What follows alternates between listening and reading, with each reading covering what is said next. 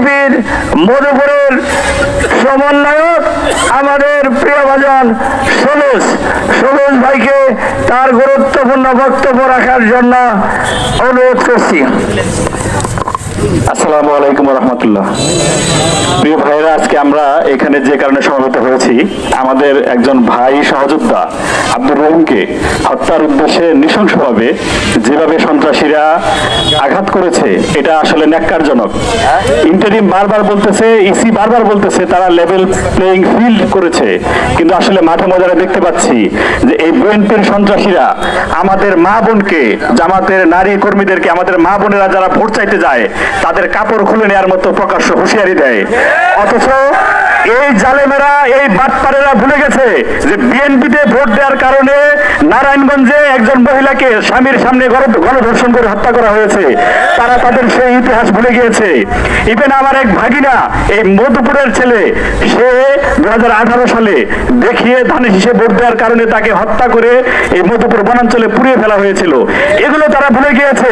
তারা ক্ষমতার লোভে, তারা ক্ষমতায় যাওয়ার লোভে মত্ত হয়ে গেছে, তারা পাগল হয়ে গেছে, উন্মাদ হয়ে গেছে। তাদের এই উন্মাদগিরি আর চলবে না।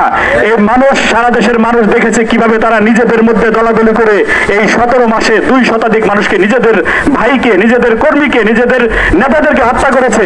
মানুষ এগুলো দেখেছে। তাদের চাঁদাবাজি, সন্ত্রাসী কার্যক্রমে মানুষ এখন অতিষ্ঠ। তাই যখন বাংলার মানুষ থেকে উঠেছে, ঐক্যবদ্ধ বাংলাদেশ জোটের 11 দলীয় জোটের পক্ষে যখন মানুষের গণজোয়ার সৃষ্টি হয়েছে, তখন সেই গণজোয়ারকে তারা থামিয়ে দেওয়ার জন্য আমাদের সারা দেশেই, গতকাল আপনারা জানেন যে আমাদের এনসিপির মুখ্য সমন্বয়ক নাসিরউদ্দিন পাটোয়ারির উপরে হামলা হয়েছে। তারা এইভাবে আমাদের গলা রুদ্ধ করতে চায়, গলা বন্ধ করতে চায়, কিন্তু তারা জানে না হাসিনা তার সেনাবাহিনী, RAB, police, BDR, BGFI, NSI দিয়ে আমাদের গলা বন্ধ করতে পারে নাই। তারা কিভাবে পারবে? আমরা তো 24-এই শহীদ হয়ে গিয়েছি। আমাদের ক্যাপ্টেন হাসনাত বলেছে উই আর অলরেডি শহীদ। আমরা তো বোনাস জীবনযাপন করতেছি। অতএব আমাদেরকে হত্যার হুমকি দিয়ে, আমাদের মৃত্যুর হুমকি দিয়ে লাভ নেই। আমরা এগুলো আর ভয় পাই না। আমি আপনাদের কাছে উদাত্ত আহ্বান জানাবো, প্রিয় ভাইয়েরা, আপনারা সবাই মিলে ঐক্যবদ্ধ থাকবেন। আমরা কারো গায়ে আঘাত করব না। আমরা হাসিনার গায়েও আগে আঘাত করতে যাই নাই। আমরা কারো গায়ে আঘাত করবো না, কিন্তু যদি আঘাত আসে আমরা সেটা অবশ্যই প্রতিহত করবো ইনশাল্লাহ। সেই মানসিক শক্তি আমাদের আছে, সেই দৈহিক শক্তি, সেই সাংগঠনিক শক্তি, সেই সকল শক্তি আমাদের আছে। তাই আপনাদের সবাইকে অনুরোধ করব, আপনারা সবাই ঐক্যবদ্ধ থাকবেন, এই ধরনের অপচেষ্টাকে আপনারা প্রতিহত করবেন। ধন্যবাদ সকলকে। সবাই ভালো থাকবেন। আসসালামু আলাইকুম।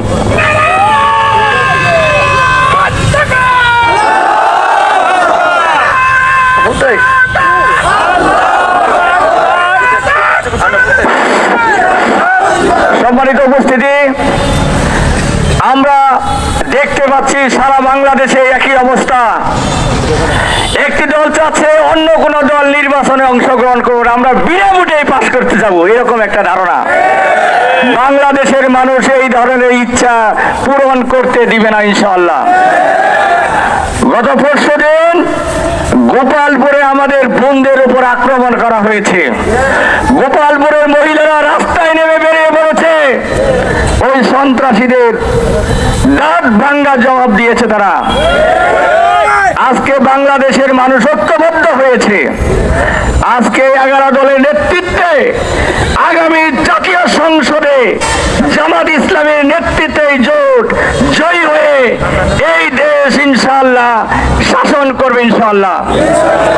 প্রিয় ভাইয়ের, আমার এই পর্যায়ে বাংলাদেশ খেলাফত মজলিসের আপনি বলেন।